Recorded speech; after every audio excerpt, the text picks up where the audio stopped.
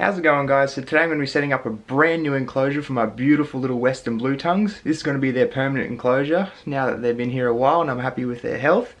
So let's get started. So here are the two brand new enclosures we just built. The Western Blues are going to be going in this top one here. And these enclosures are quite large. They're 1200 long by 600 deep by 450 high.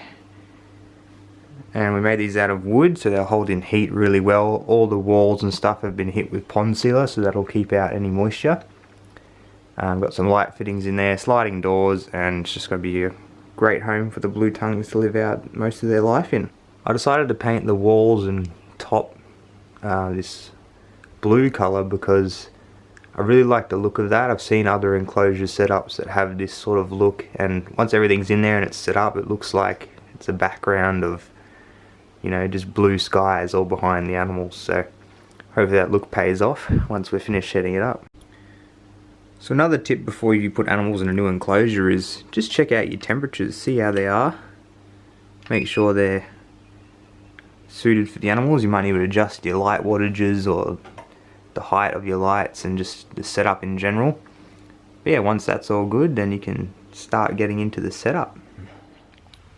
The substrate for this setup is going to be a mix of a few different things. First and foremost, my favourite substrate for blue tongue skinks, at least their base substrate, is of course yuki mulch. Obviously made from eucalyptus, which is a naturally occurring plant in pretty much every blue tongue environment, in Australia anyway. So that will of course be part of my mix here, and otherwise I'm going to be using a mix of some red sand I have left over, as well as just some other normal coloured sand. Mix them together, and I'm using this because sand is also a natural part of the Western Blue Tongue's natural environment. So basically any picture you'll see online of them in the wild, they're usually always sitting on some red sand, but they also inhabit other sort of woodland sort of areas, so incorporating all that together I think will be really good. Along with that, I've tried keeping them on sand just by itself, and it just gets real messy and a bit gross when they produce some waste on there. So with the mulch in there, it actually works really well, and that's what I have them on at the moment, and it's working great. The mulch really helps. So that'll be their setup. It looks really natural, of course, as you can see, and yeah, it should look really good and they should love it. Alright, let's put the substrate in. First of all, we'll start with probably what's considered the reptile hobby's favourite substrate, sand. Not really. But seriously though, I'm also using this sand because this species likes low humidity. So the sand really helps to keep everything really dried out. And of course it's part of their natural habitat. So here we have it. It's already looking awesome.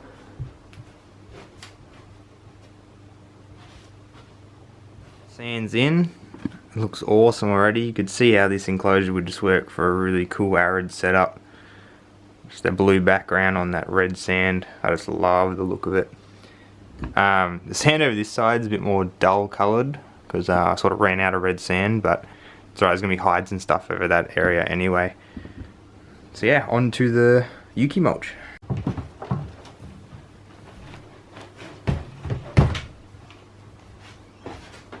The yuki mulch is in, just gotta mix it all through now. So you can still see that nice red sand, but you can get that good properties of the mulch. So this mixed together I think really looks like some outback soil. Looks a lot like this out on some of the places I go herping and stuff. There's lots of bark and leaves mixed in with the orangey, reddy soils. Absolutely beautiful. So that's the substrate done. They definitely have a bit more yuki mulch up on this side, and that was sort of planned because that's where they're going to be doing a lot of the burying down at night, just to retreat and get away. But I might also add some sugarcane mulch in there. That's what I like to use for a lot of my blue tongues, so they can really get into it and bury down deep and feel safe. But we'll see what happens. I'm just loving the look of this so far. The red soil seems to really come through still. I don't know if the camera's getting it, but I don't know, I just really like the look of it. It looks awesome. So next we'll add in the decorations. So because these are terrestrial skinks, they don't need any big branches to really climb around on or anything like that. They don't even need big rock stacks or anything like that, because these guys in the wild literally just cruise around on mostly on the normal ground and then just seek shelter in bushes and stuff like that. So with that in mind, we'll keep the enclosure set up really simple. My plan is to just put a nice hollow log in somewhere, as well as a bigger hide on the cool side for them to hide down in, and then maybe a couple rocks scattered around where they can use for basking perhaps, and whatever else, used for shedding, things like that. So we'll go grab some supplies and see how it looks. So a while ago I found this big beautiful hollow log, as you can see, hollow all the way through. I thought that would be perfect for the lizards. So I'm going to put this there somewhere, and they can use this as a hide as well as they can climb up on it or use it to get closer to their UV light. So we'll put it down the back in here somewhere. See how it looks. I think something like that will do pretty well. Put some of the substrate around it.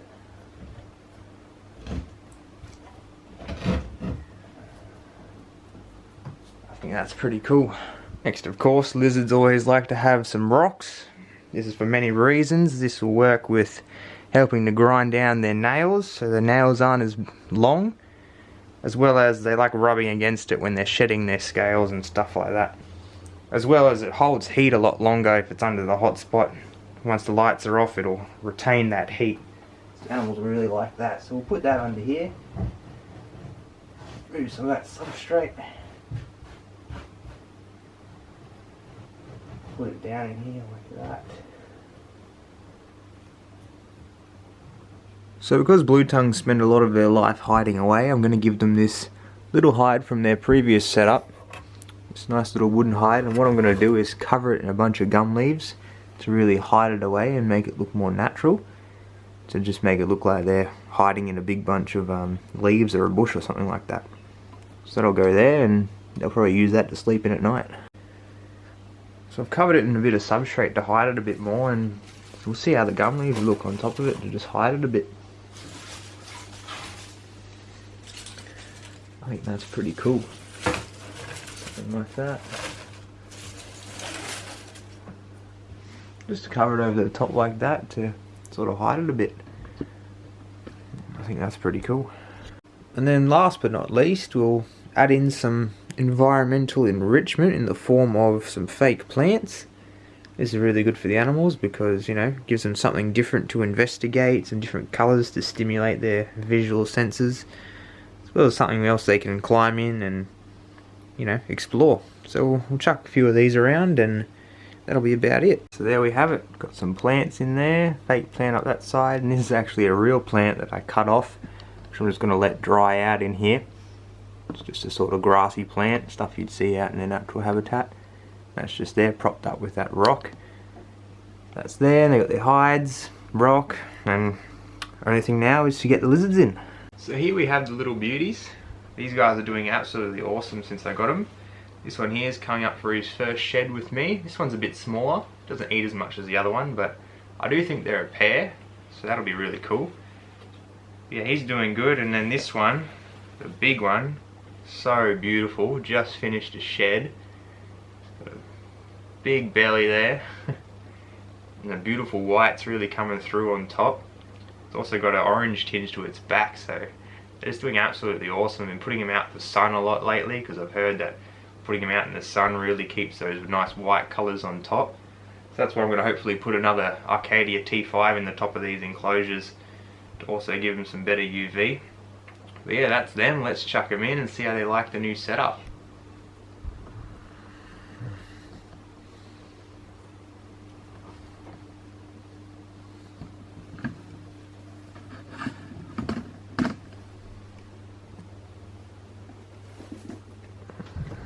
And there's the other one.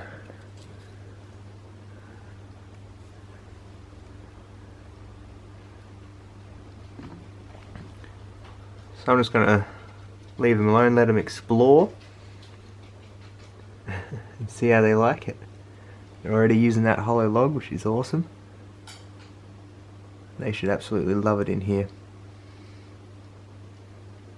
I love giving the animals a lot of space, and they're really getting that with this enclosure. It's going to be a long time before they look big in here.